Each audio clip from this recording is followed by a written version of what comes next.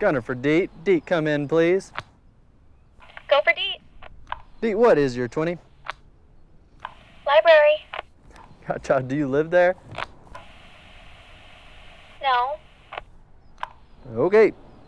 I have some important business to discuss with my mentor, Hugo Vasquez. So meet me at the address mentioned in previous correspondence, but which I do not wish to transmit over radio frequency at this time. Copy that. Over and out. Over and out.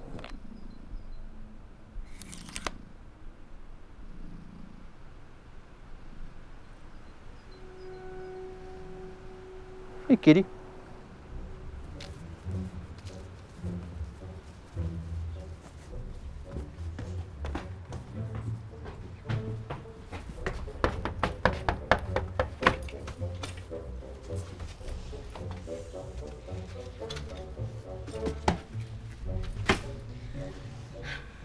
This is number 43. Custom silkscreen notebooks. Limited edition. Very special. This is number 43 of an edition of 350. Stay on the porch. Take note of anything that looks suspicious. Okay. Gunner, why are you banging at this door? Professor Vasquez, this is Intern Deet. Intern Deet, it is my honor to introduce my mentor, Professor Hugo Vasquez.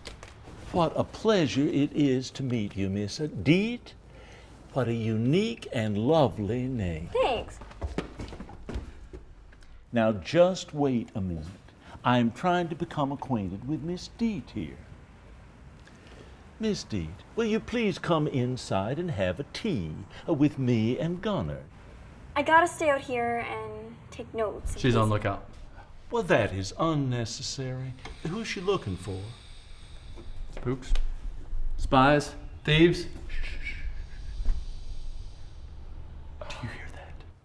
Oh, Gunner, that's just my snoring machine. Your what? Well, I was taking a nap, and these days I can't quite get to sleep without the sound of snoring next to me. Usually Missy provides the snoring, but she's at the office. You have a machine that makes snoring noises? Yes. Now, must I insist that we all come inside and have a tea?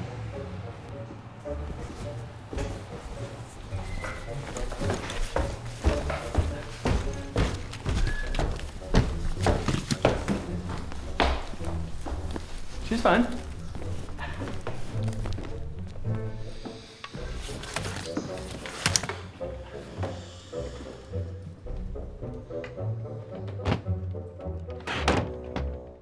Purple Carrot evolved, however, into a multinational program that monitored every move of said notable Americans with opinions dissented from the views of the U.S. government.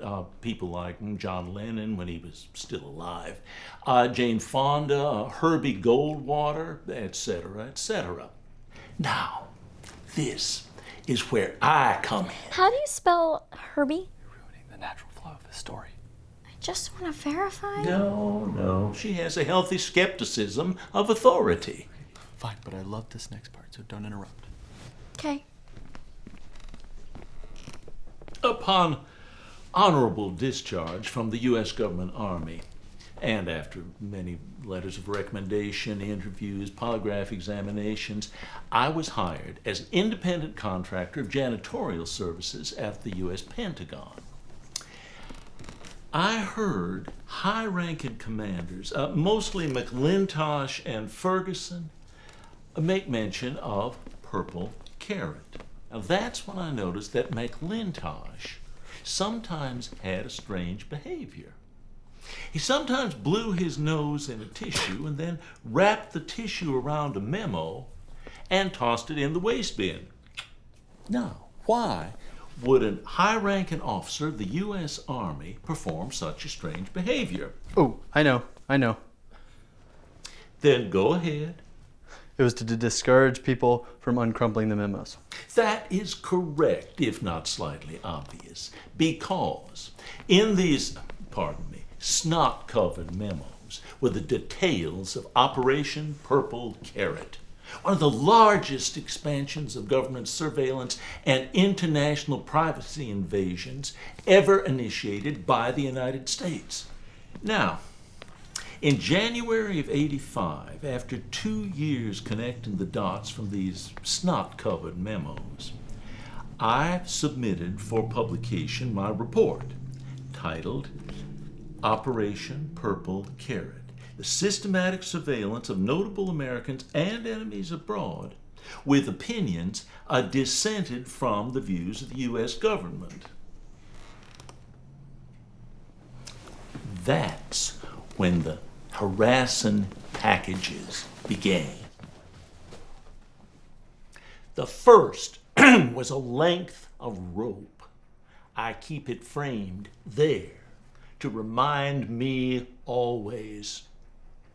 Next was a sealed container of pigment called Bloody Thoughts, or so it said on the label. I keep it there. The last package contained 13 sheep's eyes. I preserved one in formaldehyde there. The relationship of these objects remains to me unknown, but the most mysterious thing of all, each package was marked with the same insignia, a piercing, shining eye draped in a bed of olive branches.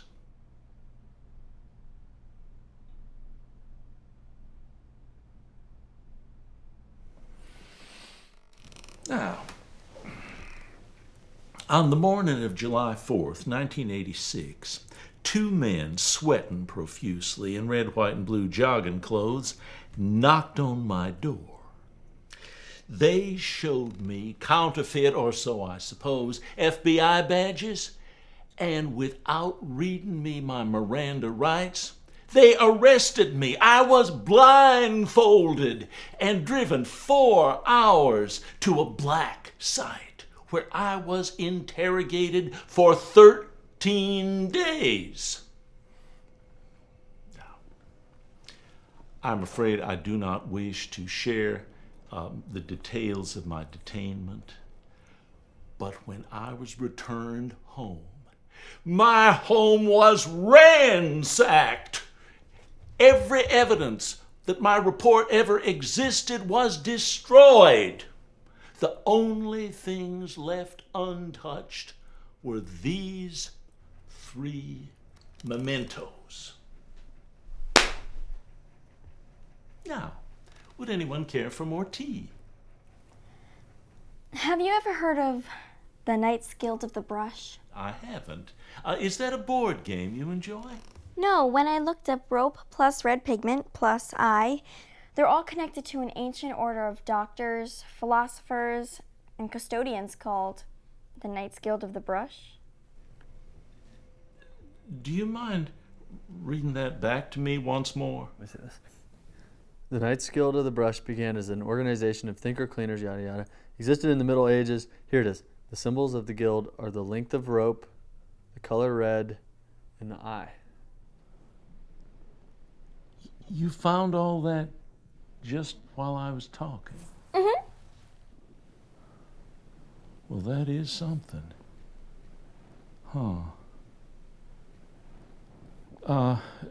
Do you two mind if I take a moment alone?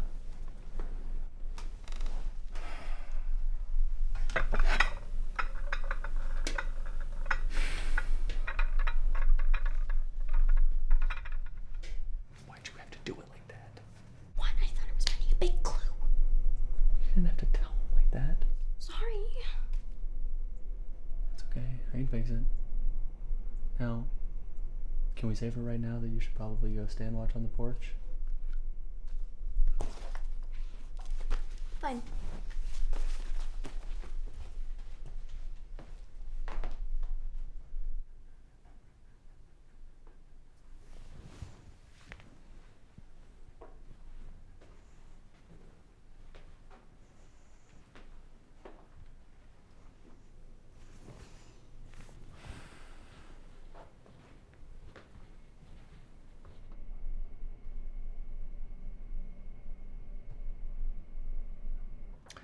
More tea? No, thank you. You're welcome. Where'd you find her? She's smart. I'd say I'm successfully and rapidly developing her skills, yes. Has she been vetted? Yes. You know, I've been looking for that connection for almost 30 years. Let's start our proper research tomorrow in the library. No. In that same 30 years, I've been remaking my life. And I'd rather not mess all that up now by going round and stirring up the honey bucket, as they say. I don't think we would be stirring up the honey bucket. We'd be solving your mystery. Besides, I'm tired. Okay, well then I'll just figure it out myself. Please don't make me make you not do that.